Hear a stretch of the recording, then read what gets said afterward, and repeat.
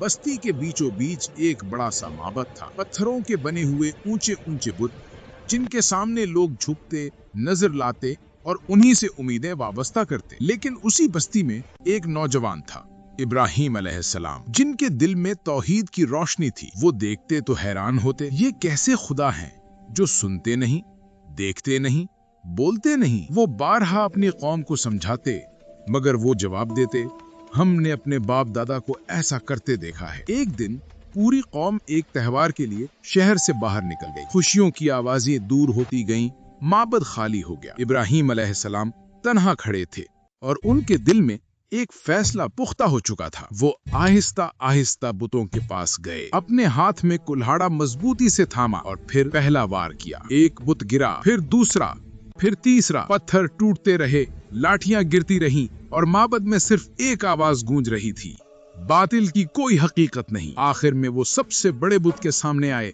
और कुल्हाड़ा उसके कंधे पर टिका दिया। यूं लगा जैसे वही सब कुछ करने वाला था। जब कौम वापस आई तो माबद का मंजर देखकर चीख पड़ी, हमारे माबूदों के साथ ये किसने किया? किसी ने कहा, हमारे दरमियान एक नौजवान है जिसे लोग इब्राहिम कहते हैं, इन्हें पकड़कर लाया गया। लोग गुस्से से लाल थे, पत्थरों पर बैठे बुतों के टुकड़े उठा उठा कर दिखा रहे थे। उन्होंने पूछा, ये तूने किया इब्राहिम? वो मुस्कुराकर बड़े बुत की तरफ इशारा करते हुए बोले, ये कुल्हाड़ा इसी के पास है, अगर ये बोल सकता है तो इसी से पूछ लो। एक लम्हे को पूरा मजमा खामोश हो गया। वो जानते थे ये बुत बोल नहीं सकते, लेकिन तकब्बुर ने उनकी जबानें बांध रखी थी। फिर उनके दिलों में शर्मिंदगी की एक चिंगारी लगी, मगर फौरन शैतान ने उसे बुझा दिया। ज़माना कदीम में एक अजीम बादशाह था, नमरूद। गुरूर, तकब्बुर और अपनी ताकत पर नाज करने वाला शख्स। उसके हुक्म पर लोग बुत बनाते, उनकी पूजा करते और उसके सामने झुकते। लेकिन एक नौजवान था, इब्राहिम अलैहिस्सलाम, दिल में नूर ईमान, आंखों में सच्चाई और लबों पर एक ही कलमा, मेरा रब अल्लाह है। ये आवाज नमरूद के कानों तक पहुंची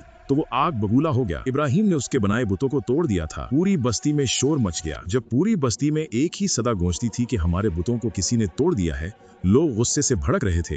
हर तरफ शोर, चीखें, नफरत और सबकी नजरें एक ही नौजवान पर जाकर ठहरती, इब्राहिम अलैहिस्सलाम। वो पुरसुकून खड़े थे, जिनके चेहरे पर ना खौफ था ना घबराहट, बस एक सुकून, वो सुकून जो सिर्फ तौहीद वालों के दिल में होता है। उन्होंने कहा, पूछो इन बड़े बुत से जिसके हाथ में कुल्हाड़ा है। कौम को आग लगी और वो आग दिल की नहीं, बल्कि वो आग जो उन्होंने खुद जलाई थी।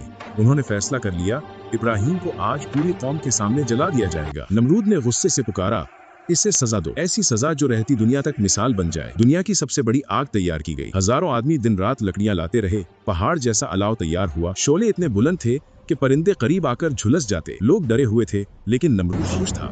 उसे लगता था वो इब्राहिम को खत्म कर देगा। आग इतनी खौफनाक थी कि कोई इंसान करीब भी नहीं जा सकता था। लिहाजा इब्राहिम को मंजनीख में बांधकर फेंकने का फैसला हुआ। जब उन्हें मंजनीख पर बांधा गया तो फरिश्ते इजाजत मांगने आए, या अल्लाह, हम आपके नबी की मदद करें। लेकिन हुक्म खुदाबंदी था, मेरे खलील को मेरे हाल पर छोड़ दो, मैं उन्हें काफी हूँ। इसी लम्हे इब्राहिम अलैहिस्सलाम ने पूरी यकीन और मोहब्बत से कहा, हस्बी अल्लाहु व निअमल वकील, अल्लाह मुझे काफी है और वो बेहतरीन कारसाज है। और फिर वो लम्हा आया, मंजनीक चली।